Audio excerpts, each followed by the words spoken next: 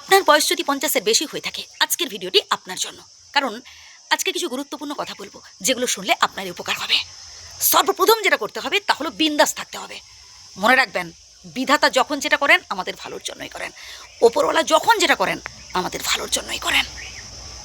হ্যাঁ, একটা সময় আপনি আপনার পরিবারের জন্য অনেক কিছু করেছেন, অনেক স্বার্থ ত্যাগ করেছেন, বাট আজ তাদের থেকে যতটুকুন পাচ্ছেন খুবই সামান্য।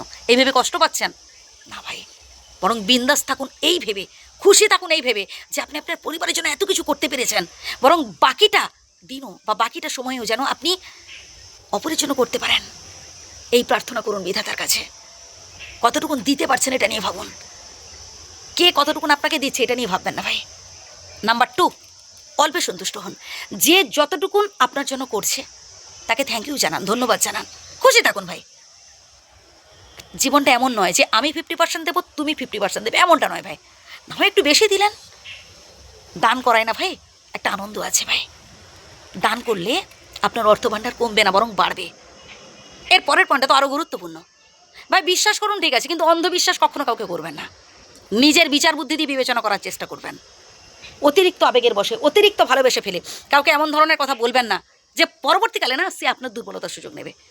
বাবা তুই আমাকে ছেড়ে যাস না, তুই যদি আমাকে ছেড়ে চলে যাস আমি সব কিছু শূন্য দেখবো, এমন কথা আপনি যাকেই বলবেন সেই দেখবেন পরবর্তীকালে আপনাকে কষ্ট দিচ্ছে, সব থেকে বেশি আঘাত দিচ্ছে সেই মানুষটাই। কারণ সে বুঝে গেছে যে ও ছাড়া আপনি এক পাও চলতে পারেন না। বিধাতার কাছে মনের কথা জানান, সবার কাছে মনের কথা জানাবার কোনো দরকার নেই। বিধাতার কাছে জানান, দুঃখ কষ্ট সমস্যা মনের কথা বিধাতার কাছে জানান। এর পরের পয়েন্টটা আরও গুরুত্বপূর্ণ, তা হলো নিজেকে ভীষণভাবে বিজি রাখার চেষ্টা করুন। নানান ধরনের সমাজসেবামূলক কাজ করতে পারেন, যে কাজগুলো আপনার করতে ভালো লাগে আপনি করুন না, যাতে মানুষের উপকার হয় এমন কাজ করুন। আনন্দে থাকতে হবে, বিন্দাস থাকতে হবে ভাই। যে কদিন বাঁচবো যেন হেসে খেলে বাকিটা জীবন কাটাতে পারি, আনন্দে থাকবো, অপরের উপকার করবো, ব্যাস। অতীত নিয়ে বেশি ভাববেন না, কে আপনাকে ঠকিয়েছে, কে আপনাকে কাঁদিয়েছে, কে আপনাকে ছেড়ে চলে গেছে, না ভাই। বর্তমানটাকে নিয়ে ভাবুন, না অতীত না বেশি ভবিষ্যৎ।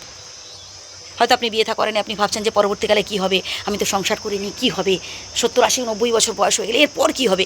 ভাই ভবিষ্যৎ নিয়ে কিছু ভাববেন না। অনেকে লক্ষ লক্ষ কোটি কোটি টাকা জমা রেখেও খেতে পায়নি, এমন অনেক উদাহরণ আছে। ভবিষ্যতের কথা বিধাতার উপর ছেড়ে দিন, বর্তমানটাকে ভাবুন, কর্ম করুন, ফলের আশা একদম করবেন না। বাকিটা বিধাতার উপর ছেড়ে দিন, ভালো কাজ করুন, ব্যাস। আনন্দে থাকুন, বিন্দাস থাকুন, ব্যাস। আর যতক্ষণ হাত পা চলছে কর্মের মধ্য দিয়ে আপনার সামর্থ্য অনুযায়ী কাজ করার চেষ্টা করুন। এক গ্লাস জল গড়িয়ে তো আপনি খেতে পারবেন, ব্যাস, খান না।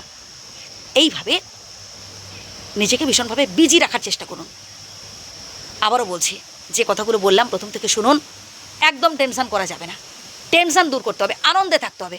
জীবনটা আপনার, আপনি আপনার বাড়ির কর্তা, আপনার কথাই হবে শেষ কথা। মনটাকে স্ট্রং রাখবেন, ভালো থাকবেন।